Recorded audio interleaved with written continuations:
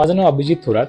मी एक financial adviser आहे. So माझ्या करिअरमध्ये बरंच मला बोलण्यासाठी खूप असलं इम्पॉर्टंट असतं. So that is the reason मी जेव्हा इथे 32 स्माईलमध्ये आलो की मला मिसिंग टूथ होता आणि काही दातामध्ये गॅप्स होते.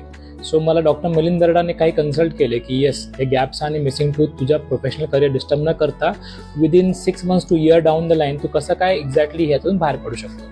सो मी हे 1 yearची पूर्ण प्रोसेस केली आणि माझं इम्प्लांटसुद्धा केलं, इन्व्हिजिलाईन लावून घेतले.